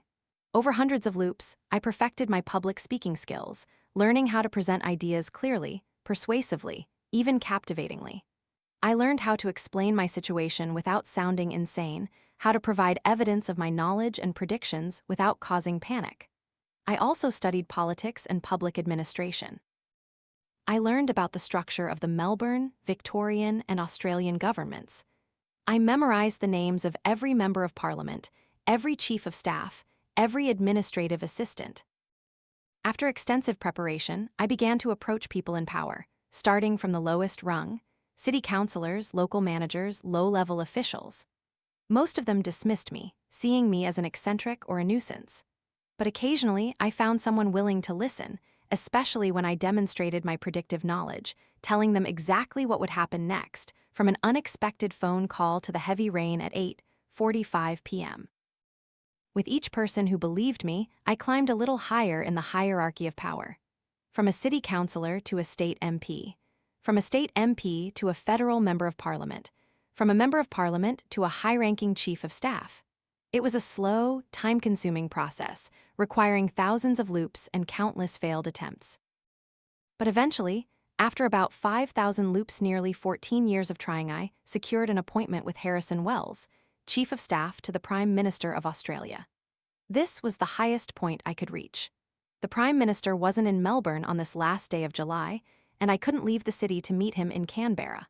But Wells was the head of the government's administrative machinery, a man with real power, a man who could effect significant changes if he believed me. The meeting took place at a luxury hotel in downtown Melbourne, where Wells was staying on a business trip. I arrived early, wearing the best suit I could afford with all my savings and some borrowed money, and waited in the hallway, my heart pounding. At precisely 2:00 p.m., Wells's assistant led me into a small conference room, where the chief of staff sat with a stack of documents in front of him. He was a middle-aged man with neatly trimmed graying hair, sharp eyes, and the demeanor of someone who had spent his entire life in the corridors of power. "Mr. Lowe," he said, not standing up to shake my hand. "I have 15 minutes. Explain why I should devote my precious time to a street musician who claims to be a time traveler." I wasted no time. I presented my case as concisely, clearly, and persuasively as possible. I explained the loop, the century and a half I had lived through, everything I had learned, tried, and discovered. To prove it, I told him exactly what would happen in the next 15 minutes. From the phone call he would receive at the 7-minute mark, to the room service attendant who would knock at the 12-minute mark to bring tea, to the exact content of the text message he would receive at the 14-minute mark. Wells listened skeptically, but as everything I predicted happened precisely, his expression gradually changed. From disdain to doubt, from doubt to astonishment, and finally to something resembling belief. "Assuming I believe you," he said, after the room service attendant brought the tea exactly as I had predicted. "What do you want me to do? I am not a physicist or a specialist in supernatural phenomena." "I need government help," I said. "I need scientists, experts, people who can help me understand what's happening and what can be done to fix it." Wells looked at me intently, as if weighing the costs and benefits of helping me. Even if I believed you, and I'm not saying I do, mobilizing those resources would take time. Weeks, maybe months. And that's the problem, I said. I only have one day, everything resets tomorrow. So what do we do? He asked, a hint of exasperation in his voice. If you can't retain progress from day to day, how can we help you? I had prepared for this question. I need you to issue an emergency protocol, something that will be triggered if someone comes to your office and says a specific passphrase. That protocol would direct the necessary resources to investigate my case immediately without further approval. Wells raised an eyebrow. You're asking me to create a security loophole in the government system, a loophole you could activate at any time in the future. Not the future, I corrected. Only tomorrow, the same day repeated. Wells checked his watch. Our time is almost up. I can't promise anything, but I'll contact some people I know, scientists, experts. Perhaps we can arrange a meeting later today. I shook my head. There won't be enough time. You need to set up that protocol now so I can activate it in the next loop. Mr. Lowe, Wells said, his expression hardening. Even if I believed you, and I still don't completely, I cannot issue such a protocol without proper authorization. There is a process, a procedure. Process and procedure don't apply to my case, I said, feeling frustration rise. I've been stuck for a century and a half. I can't wait any longer. Wells stood up, signaling the end of the meeting. Leave your contact information with my assistant. We'll get back to you later today if possible. I knew that was all I could achieve. I also stood up, feeling a familiar pang of disappointment. Another failed attempt. Another path leading to a dead end. As I turned to leave, Wells said, Mr. Lowe, if what you say is true, and I emphasize that is a very big if, then I am truly sorry for your predicament. No one deserves to suffer something like that. I nodded, grateful for the rare empathy. Thank you, Chief of Staff Wells. I hope we meet again in the next loop. I left the hotel, stepping out into the late afternoon sun. The meeting hadn't gone as I had hoped, but it wasn't a complete failure either. Wells had believed me, at least in part. Perhaps in the next loop, I could persuade him better, perhaps make a little more progress. But even if I succeeded, even if I established that protocol, would it really help? Could scientists and experts understand what was happening to me? Could they solve a phenomenon that transcended scientific understanding in just one day? I didn't know, but I had to try. I had to keep pushing the boundaries, keep looking for loopholes, keep hoping that one day I would find a way out of this endless loop. I spent the rest of the day pondering the meeting with Wells, trying to figure out a better way to approach him in the next loop. Perhaps I needed more evidence. Perhaps I needed a different approach. Perhaps I needed to target someone else in power. As night fell, I returned to my apartment and looked out the window, watching the faint stars appear in the Melbourne sky. The heavy rain at 8:45 p.m. had come and gone, leaving puddles reflecting the streetlights. I no longer held much hope for this climb the ladder plan. After a century and a half, I had learned that there were no easy solutions, no quick escape routes. This loop had its own rules, its own boundaries, and it wasn't easily broken. But I still had to try, because what else? I had infinite time, but a finite number of choices. I had tried almost everything else. Perhaps, just perhaps, this path would lead somewhere new, and if not, at least it kept me busy. At least it gave me a purpose, a goal, something to pursue in this frozen world. I sat on my bed, listening to the lighter rain outside the window. It had been 150 years since I got stuck, and I was no closer to understanding why this was happening or how to end it. But I would keep trying. I would keep pushing the boundaries. I would keep looking for loopholes. Because what else? Loop 54,751 would begin tomorrow. And perhaps, just perhaps, that would be the loop where I finally found a way out. With that thought, I closed my eyes and let sleep take me into a new day, the same old day. Part 8. Loop 73,000. 2 centuries of captivity in an unchanging day. 200 years. I had existed for 2 centuries without aging a single day. 200 years of witnessing the same sunrise, the same sky, the same city. There was nothing left to discover, no more skills to learn, no more books to read, no more places to visit. I had tried every possible way to escape the loop. From science to the occult, from reason to spirituality. I had contacted every expert, every authority, every person of power and knowledge within the confines of Melbourne on this last day of July. Nothing worked. The loop continued, unstoppable, unchangeable, inescapable. After 100 years of trying skills and 50 years of trying to change the world, I turned to a simpler, more direct solution: escaping my own existence. Not because I wanted to die, I no longer believed in that concept. But I wondered if I couldn't escape the loop, perhaps the loop could escape me. If I no longer existed, would the loop continue? Would it reset? And so I began a new journey. A journey that in any other reality would be considered self-destructive. But in my frozen world, it was just another experiment, another path to explore. I started methodically, as I had done with every project in the past 100 years. I planned carefully, researched thoroughly, and prepared fully. My first choice was simple: sleeping pills. I knew exactly where to find them. A doctor in Brunswick was willing to prescribe them to anyone who looked desperate enough, and I had 2 centuries to perfect that look. I bought the pills, returned to my apartment, wrote a brief note explaining my actions, though knowing no one would read it. It would disappear along with everything else when the loop reset, and swallowed the entire bottle with a glass of whiskey. Death came gently, almost pleasantly. I felt sleepy, then numb, then felt nothing at all. And then I woke up. The digital clock flashed 7:15. The same room, the same bed, the same day. Nothing had changed. No heaven, no hell, no ending. Just the loop continuing, as if nothing had happened. My next choice was more drastic: hanging. I bought a rope, tied it to a beam in the living room, and did what needed to be done. Death this time was not pleasant. There was pain, there was panic, there was the instinct to survive fighting against my conscious decision. But eventually, darkness came. And then 7:15 a.m. I woke up in bed, still alive, still trapped.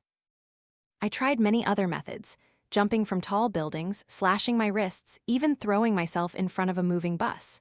Each time the result was the same: pain, darkness, and then 7:15 a.m. as if nothing had happened. The world seemed to refuse to let me go. The loop seemed to refuse to let me escape. After each death, I was pulled back, revived, reset, like a puppet in a cruel cosmic play. After about 50 attempts with traditional methods, I decided to step up my game. If simple deaths didn't work, perhaps I needed something more powerful, more extreme, more unique. I started planning complex, daring, even bizarre deaths. Not because I enjoyed it after 2 centuries, there wasn't much that could excite me anymore, but because I wondered if a sufficiently unusual death could break the pattern, could disrupt the loop. One day, I set myself on fire in a theater. I chose a time when a group of preschoolers was on a field trip, hoping that the presence of innocent children might create a cosmic distraction, a moment of chaos large enough to disrupt the cycle. But even though my death caused panic, terrified screams, and probably lifelong nightmares for those children, the loop still continued. 7:15 a.m. I woke up, unburnt, painless, as if nothing had happened. I felt bad about psychologically traumatizing those children, even if only in a temporary reality that would be reset, but after 2 centuries of being trapped, my moral boundaries had blurred. I told myself that no one was truly harmed. They wouldn't remember anything in the next loop. Perhaps that was a rationalization. Perhaps I had lost a part of my humanity after so much time isolated from the normal flow of existence. But I was no longer capable of such self-reflection. I had become a creature of instinct and experimentation, no longer bound by conventional moral rules. I continued experimenting. I hung myself outside the gates of Melbourne University during rush hour with a sign explaining my predicament. I stormed into a city council meeting and poisoned myself in front of the mayor. I even broke into Melbourne Zoo and threw myself into the lion enclosure. Each time the result was the same: chaos, horror, pain, darkness, and then 7:15 a.m. as if nothing had happened. I began to wonder if the universe was laughing at me, if this was a form of personal hell, an eternal punishment for a sin I couldn't remember committing. Or was this just a cosmic accident, a glitch in the matrix, a wrinkle in time that trapped me for no reason at all? After hundreds of different deaths, I decided to try one last method, a brutal, primal method, almost ritualistic in its nature. I went to Queen Victoria Market in the morning, bought the sharpest knife I could find, and returned to my apartment. I stripped off my shirt, sat on the bathroom floor, and began to carve symbols onto my chest and stomach. Symbols from ancient cultures, religious emblems, numbers, and equations I had learned in 2 centuries of study. Blood flowed down my body, forming strange patterns on the bathroom floor. The pain was horrific, but I barely felt it anymore. After 2 centuries of countless deaths, pain had become an abstract concept, something that happened to my body but no longer affected my mind. When I finished my bloody work, I took the knife and made a long, deep cut across my abdomen, exposing my own entrails. It was the most horrifying death I had ever experienced, but also the most meaningful. A ritual of self-sacrifice, a prayer in blood sent to any deity or cosmic force that might be watching. And then, as always, 7:15 a.m. I woke up in bed, unharmed, painless, as if nothing had happened. After that bloody ritual, I paused my suicidal experiments. Not because I had run out of ideas after 2 centuries, my imagination had become boundless, but because I began to question the very purpose of these experiments. I had hoped that death could free me from the loop. But after hundreds of attempts, I had come to the conclusion that death was just another part of the loop, another path leading to the same destination. There was no escape through that gate. One afternoon, after one of my last suicide attempts, jumping from the top of the Eureka Tower, feeling like flying for a few brief seconds before everything ended, I found myself sitting in a small park, watching a child play with bubbles. The child, a boy about 5 years old, was giggling as the soap bubbles floated in the air, reflecting the afternoon sun into small rainbow halos. The boy ran from bubble to bubble, trying to catch them, but they burst as soon as he touched them. I realized that I was just like that boy, trying to catch something uncatchable, trying to grasp a concept beyond my reach. Death was not the escape, just as the bubbles were not something to hold onto. They were just temporary illusions, reflections of light and air. I started to laugh. A soft laugh at first, then growing louder until I was guffawing, laughing until tears streamed down my face, laughing until my stomach ached. The boy's mother looked at me worriedly, pulled her son closer, and quickly walked away from the crazy man laughing alone in the park. But I couldn't stop laughing. There was a dark humor, a cosmic joke in my predicament. I had tried to escape existence, but existence refused to let me go. I had tried to end everything, but everything kept going. I had tried to break the cycle, but the cycle was too strong, too persistent, too unyielding. When I finally regained my composure, I realized something. Perhaps I had misunderstood the problem from the beginning. Perhaps the purpose wasn't to escape the loop, but to understand it. Not to end existence, but to find meaning within it, even if it was trapped in an endless day. It was a crucial moment, a moment of clarity after 2 centuries of being stuck. Not a solution, not an escape, but a shift in perspective, a new way of looking at my situation. I decided to stop the suicidal experiments. They led nowhere, and they were eroding any remaining humanity within me. Instead, I would return to observation, a skill I had honed over 2 centuries of captivity. I would observe the loop not as a prison to escape, but as a puzzle to solve, a mystery to uncover. I would pay attention to the smallest details, the subtlest anomalies, the signs I might have previously overlooked in my desperation to escape. And perhaps, just perhaps, I would find a clue. Not an escape, but an understanding, an explanation, a reason why. With this new determination, I left the park and began to walk with no specific destination. The sun was beginning to set, painting the city of Melbourne in warm golden light. Another day was coming to an end. The same day I had lived 73,000 times. But this time, I looked at it with new eyes. Not the eyes of a desperate prisoner wanting to escape, but the eyes of an explorer, a scientist, a seeker of truth. And as I walked, I began to notice things I had never seen before. Or perhaps had seen but not paid attention to. Like the way the afternoon light created strange shapes on the pavement, like the imperfection in the repeated patterns of pedestrians, like the strange whispers in the wind, too faint to hear unless you truly listened.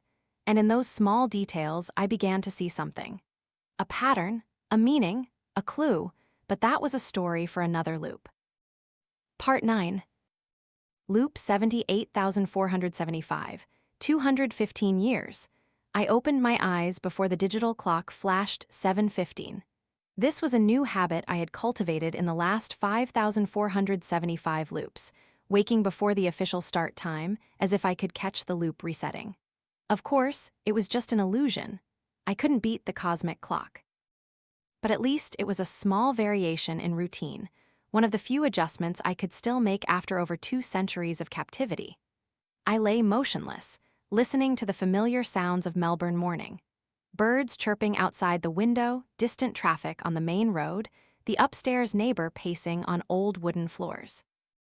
Since giving up my self-destructive endeavors, I had started observing.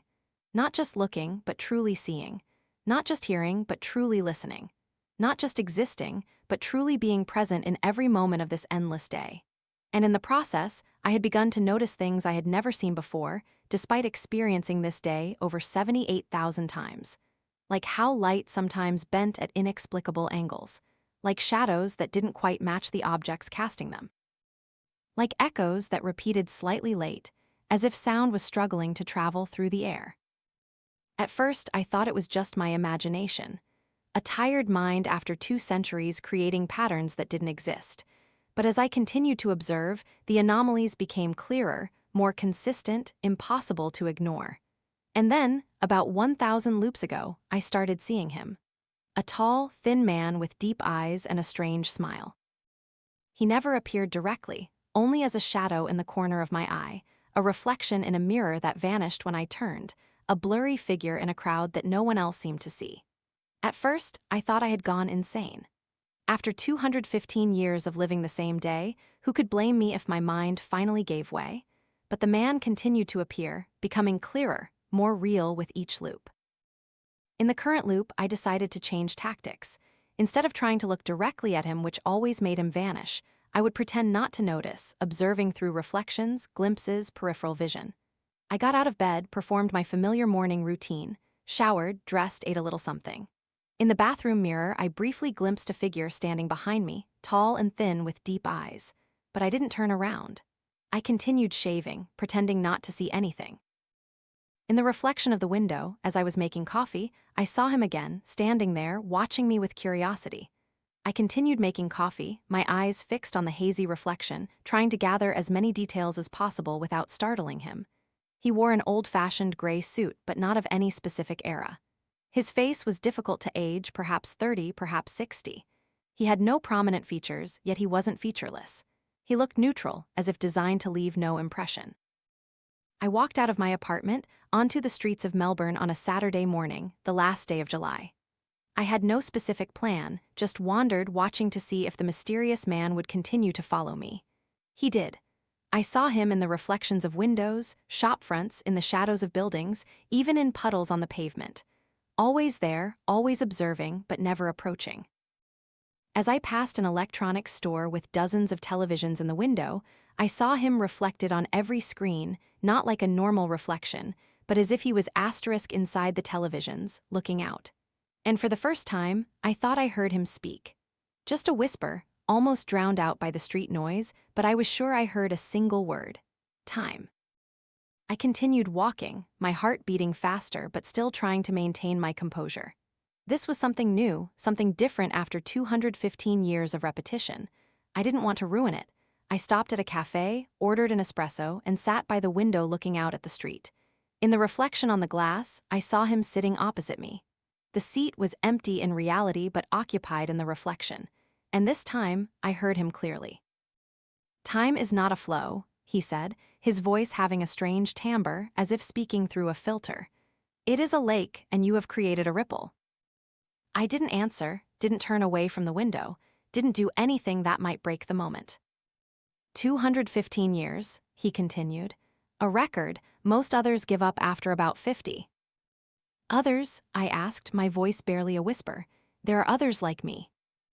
You are not the first to be trapped, he said, as if reading my thoughts.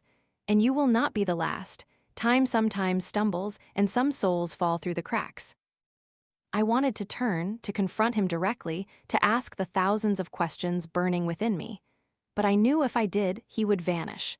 So I continued to stare at the reflection, pretending to sip my coffee, observing the passers-by. You have done well, he said. You have not broken, you have not given up. You have learned, you have observed, you have understood. That is why I can speak to you now. Who are you? I asked softly, still looking out the window. I have many names, but you may call me the observer.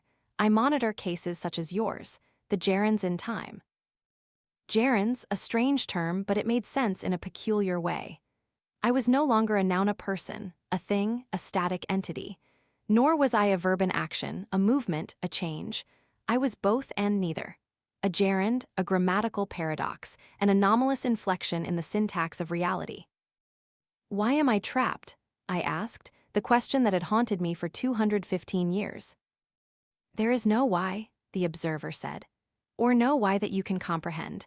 It was merely a glitch, a timeline folded back upon itself, a loop in the stream. And you, unfortunately, were in the right or wrong place at the right or wrong time.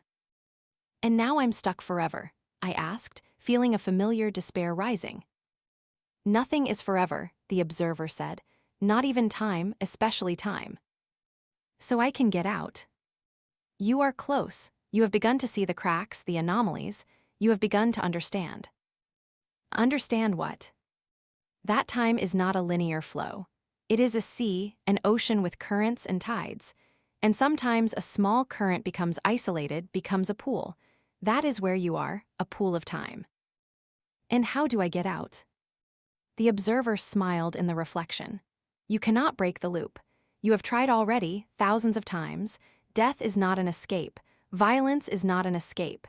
Even institutional and scientific forces cannot help you. Then what? You must wait for the loop to open itself, and it is about to open. Soon, after 215 years. Time is relative, the observer said with a faint smile. To the universe, 215 years is but a blink. When? I asked, trying to keep my voice calm. Very soon, within this loop actually. You have already begun to see the signs, the mismatched shadows, the bending light, the slow echoes. Those are the signs that the temporal bubble is thinning. It is about to rupture. My heart pounded faster, and what happens when it ruptures? Time will continue, and you will continue, but there is a problem. The observer paused, his expression turning serious. What problems? 215 years. You have changed. You are no longer the man who entered this loop. And when you step out, you will carry all those memories, all those experiences, all those changes. That sounds good, I said, not understanding what the problem was. Is it? Think about it, Sebastian. You will be a 245-year-old man in a 32-year-old body. You will have knowledge and experience far beyond anyone else on Earth. You will remember thousands of deaths, thousands of lives, thousands of versions of the same day. I'll be free, I said, my voice firm. Free, perhaps, but also alone. Who could understand you? Who could share the burden of those memories? I didn't answer. The observer was right. Even if I escaped the loop, I would never truly escape it. It would always be there, in my mind, in my memories, in the way I saw the world. There is another problem, the observer said, breaking the silence. When time resumes, you will not know who you are. I didn't understand. 215 years, Sebastian. You have forgotten so much. You have forgotten what your family looked like. You have forgotten your friends, your lovers, your childhood memories. You have even forgotten your true name. My true name? I asked, confused. I'm Sebastian Lowe. That is the name you gave yourself when you started the loop. A new identity you created when you moved to Melbourne, but it is not the name you were born with. I felt a chill run down my spine. He was right. I couldn't remember. I couldn't remember my true name, couldn't remember where I was born, couldn't remember what my parents looked like. All those memories had been eroded by 215 years of the same day, replaced by meaningless details of the last day of July in Melbourne. So when I get out, I said, my voice trembling, I won't know who I am, I won't have a past. You will have a past, the observer corrected. Just not asterisk your asterisk past. You will have the memories of Sebastian Lowe, a man you created, a character you played in this loop. But you will not have the memories of the person you were before. Does it matter? I asked. After 215 years, I'm not that person anymore, am I? You are not, the observer agreed. You are someone entirely different, an entity shaped by the loop, by frozen time, by 215 years of living the same day. So what should I do when I get out? Live, the observer said simply. Live in linear time with all its complexity and pain and beauty. Live with consequences, with change, with aging. Live like a human again, not a gerund anymore. I'm not sure I remember how to do that, I admitted. You will learn again, the observer said, just as you learned everything else in this loop. You are a good learner, Sebastian. That is why you have lasted so long without losing your mind. When, I asked again, when will the loop end? Very soon, the observer said. Look at your watch. I glanced down at my wristwatch, 8:46 a.m. Suddenly, I noticed something strange. The clock should have been 8:23. That was the time I had arrived at this cafe, but it was already 8:46. As I looked back at the window, the observer had vanished. My reflection was still there, but it was out of sync with my movements. The image was slower, as if replaying what I had done a few seconds earlier. And then, something impossible happened. The clock jumped from 8:46 to 8:47. In 215 years, I had never witnessed the clock displaying 8:47 on this last day of July. The loop always ended before that point. My heart pounded as I looked around the cafe. Everyone was still going about their business, unaware that they had just crossed an invisible boundary. They had stepped into unexplored time, at least for me. I stood up unsteady and stumbled out of the cafe into the morning light. The world looked the same, yet utterly different. Colors were brighter, sounds were clearer, the air smelled sweeter. The clock jumped to 8:48, then 8:49. Every minute was a miracle, a discovery, a moment never experienced in over 2 centuries. I started to walk, then run through the streets of Melbourne, seeing everything as if for the first time. People looked at me strangely, a middle-aged man running through the streets, laughing and crying at the same time, but I didn't care. I was free. I was moving in new time, unlived time, unknown time. As I ran, I began to notice gaps in my memory. I couldn't remember my true name, as the observer had said. I couldn't remember where I was born or how I came to Melbourne. I had memories of Sebastian Lowe's life, the street musician, but they were hazy, as if belonging to a movie I had seen a very long time ago. But I had vivid, sharp memories of the loop. 215 years of the same day.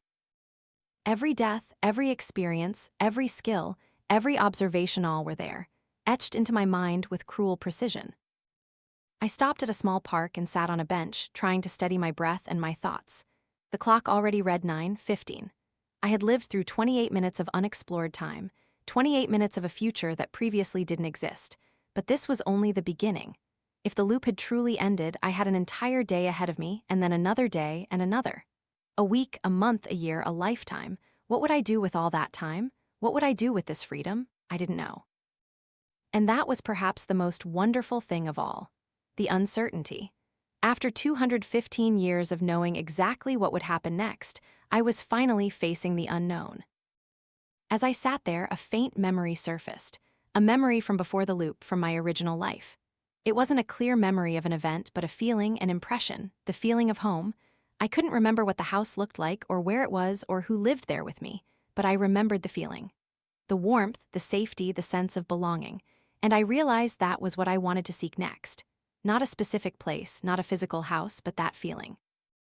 The feeling of belonging, the feeling of connection, the feeling of being part of the flow of time instead of being isolated from it. I stood up, looking at the wide-open Melbourne sky. On this last day of July, after 215 years of being trapped, I was finally free. I didn't know my true name. I didn't know my past. I didn't know who I truly was. But I knew who I was now, a reborn man, a survivor of the time loop, a soul who had endured 215 years of solitude and had emerged with his sanity intact. It wouldn't be a normal life. But after all I had been through, normal would be a disappointment. As I left the park and stepped into the uncertain future, I smiled at the thought. I didn't know what tomorrow would bring, and that was the greatest gift of all. On a nearby bench, a tall, thin man with deep eyes and a strange smile watched me go. He opened a small notebook and jotted down a few lines. Case 437, Sebastian Lowe alias. Time loop, 215 years. Subject successfully released.